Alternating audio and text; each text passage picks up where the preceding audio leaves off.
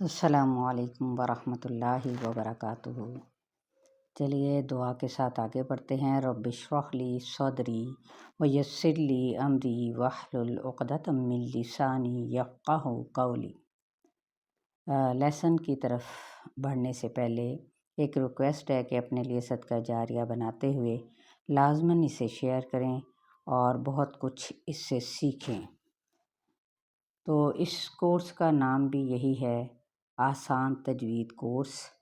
اب ساتھ ہی کیا لفظی معنی کی وضاحت کے ساتھ۔ پارہ نمبر 11 ہے، سورہ التوبہ، اور آیت نمبر ہے 118 سے۔ اعوذ باللہ من الشیطان الرجیم وعلى الثلاثة الذين خلفوا حتى إذا ضاقت عليهم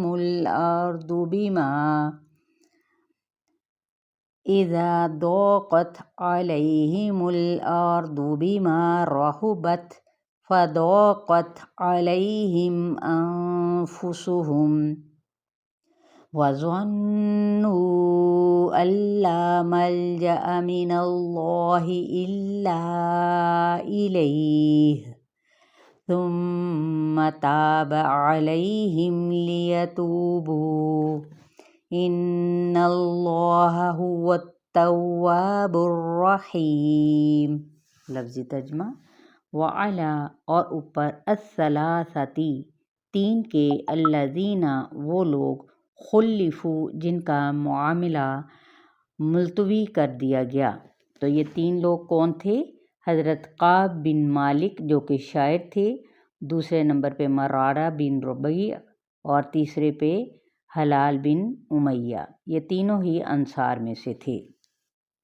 حتیٰ یہاں تک کہ، اذا جب، ضاقت تنگ ہو گئی، ضاد یا قاف، علیہم ان پر، کیا چیز تنگ ہو گئی؟ الارض زمین، بما باوجود اس کے جو، رحبت رحابا جو وہ کھلی تھی، وضاقت ضاد یا قاف اور تنگ ہو گئے، علیہم ان پر، انفسہم ان کے نفس، وظنوا ظا نون اور انہوں نے جان لیا، یقین کر لیا، اللہ کہ نہیں، ملجأ کوئی جائے پناہ، من اللہ اللہ سے، الا مگر، الیہ اسی کی طرف، ثم پھر، تابا وہ مہربان ہوا، 50 دن کے بعد مہربان ہوا، علیہم ان پر، لیتوبوا تاکہ وہ توبہ کر لیں،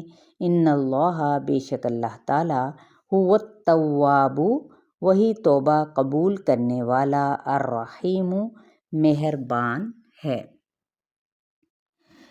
تو یہ تینوں ہی مخلص مسلمان تھے، ہر غزوے میں شریک رہے تھے، لیکن غزوہ تبوک میں انہوں نے اپنی سستی کی وجہ سے شرکت نہ کی، تو لہٰذا حضور صلی اللہ علیہ وسلم کی خدمت میں حاضر ہو کر انہوں نے اعتراف کیا اور سزا کے لیے اپنے آپ کو پیش کر دیا۔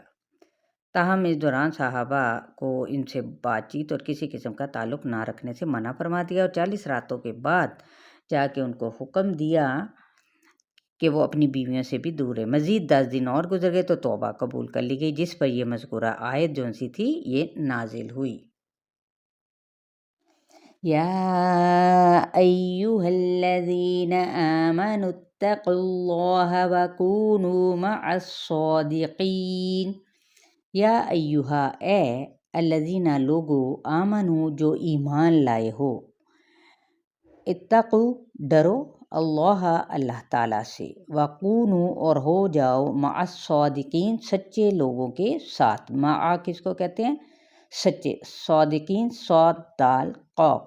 تو سچائی کیا ہے؟ دراصل نیکی کا راستہ دکھاتی ہے، اور توبہ کی قبولیت کی جو اصل وجہ بھی تھی وہ سچائی ہی تھی، اور ایک مومن کی سب سے بڑی خوبی جو سی ہوتی ہے وہ سچائی ہوتی ہے، جبکہ منافق کی سب سے بڑی برائی جو سی ہے وہ کیا ہے؟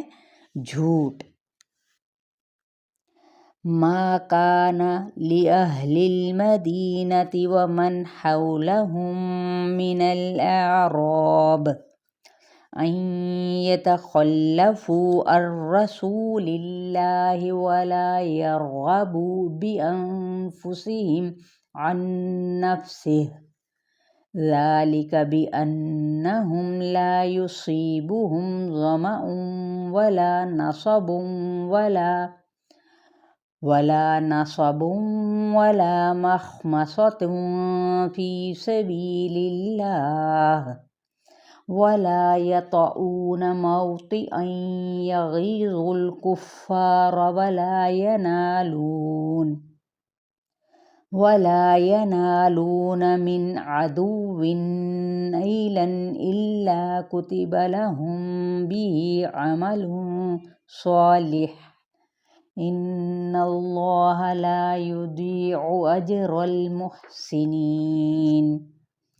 ما کانا نہیں ہے لی اہل المدینتی مدینہ والوں کے لیے ومن اور جو حولہم ان کے آس پاس تھے من الاعراب اعراب میں سے ان یتخلفوا کہ وہ پیچھے رہ جائیں الرسول اللہ اللہ کے رسول صلی اللہ علیہ وآلہ وسلم سے ولا اور نہ یرغبوا راغین با منہ موڑیں یا پھر بے پرواہ ہوں بانفسہم اپنے نفسوں کی وجہ سے عن نفسہ آپ کی ذات سے ہٹ کر ذالک یہ بانہم بوجہ اس کے کہ بے شک انہیں لا نہیں یصیبہم صاد واو با پہنچی ان کو ظمأ ظا میم حمزہ پیاس ولا اور نہ نصب نون صاد با تھکاوٹ ولا اور نہ مخمصۃ خا میم صاد بھوک فی سبیل اللہ اللہ کے راستے میں ولا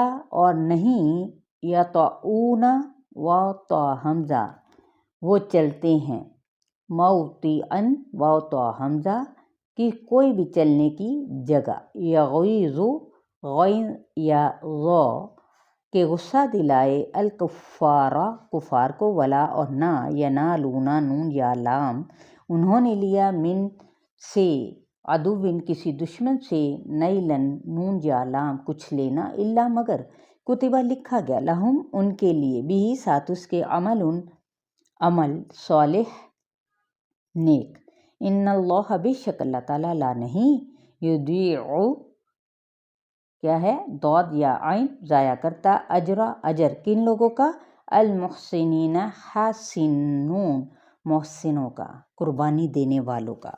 چلیں یہاں تک آپ لوگوں کا لیسن ہے، شیئر کرنا ہرگز نہ بھولیں۔ السلام علیکم ورحمۃ اللہ وبرکاتہ۔